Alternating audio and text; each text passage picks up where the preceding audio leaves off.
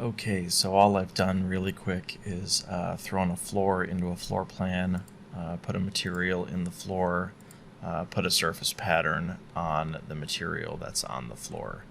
Now, if we go in, we're at 1/4 inch scale, but it doesn't really matter.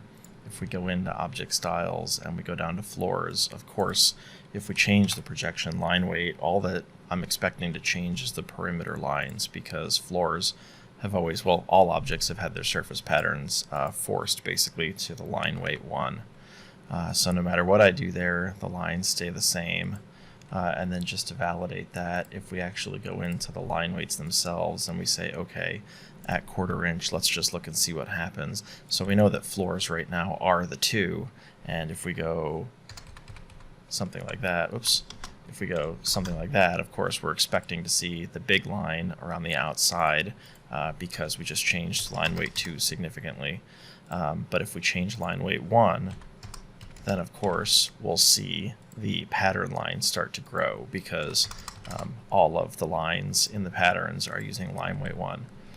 Now if we go back to the demolition, so right now that's a new floor, but if we make it an existing floor, and we say it's not demolished at all at the moment, we can go back in and say that we're going to allow demolition to have a new material.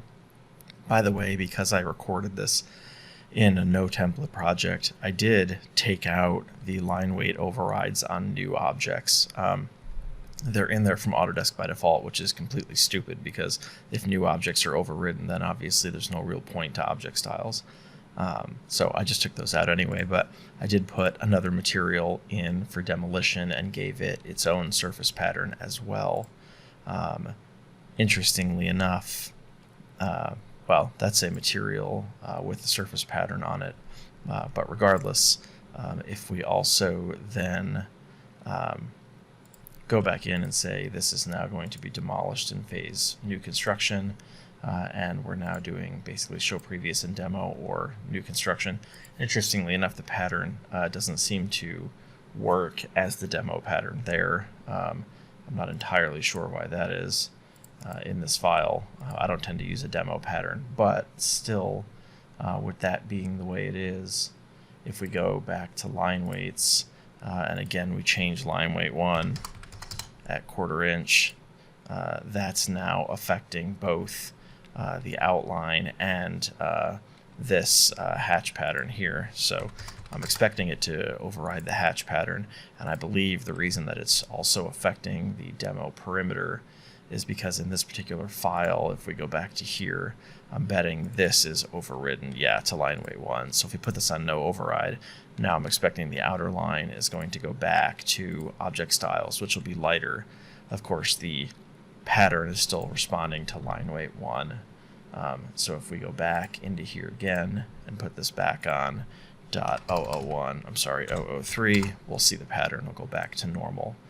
Now, for whatever reason, just in the history of Revit, for whatever bizarre reason they did this, if we go to a 3D view and we find the ceiling we just made, really? Sketch another one.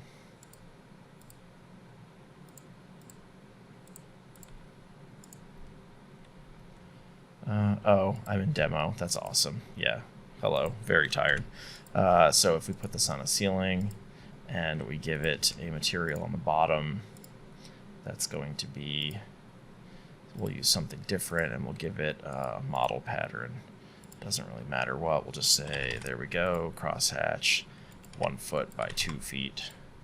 So if we put this on there, for whatever reason, ceilings have been the one thing, and we'll just put this on show all so we can see the floor as well, where the ceiling line weight has been on line weight 2. So if I do the same exercise here, we're at 1/8 inch now, but if I do the 0.010 here, I'm expecting these lines to get darker, these lines will stay the same, and that's what we're seeing here. If we go even bigger, you can see it more drastically. Now, of course, that turned to mud because of what I did there. So if we go 2.5, you probably see something in the middle. Now these, for whatever reason, ceilings are having a mind of their own. They're responding to line weight 2. And so because of that, what we've always done, and again, this is not one of our templates. This is just basically the out of the box, no template file. But in the object style dialog, we essentially start everything with a 3. So if we want it to be 1, 2, 3, 4, 5, we use 3, 4, 5, 6, 7 as a way to get around that. Totally believe that it's acting differently in 2020. I can open 2020 a little later tonight and look and see if it's doing that again. But yeah, at least in 21, which just happens to be the version I had open from another project, it seems to be doing what I was expecting it was going to do.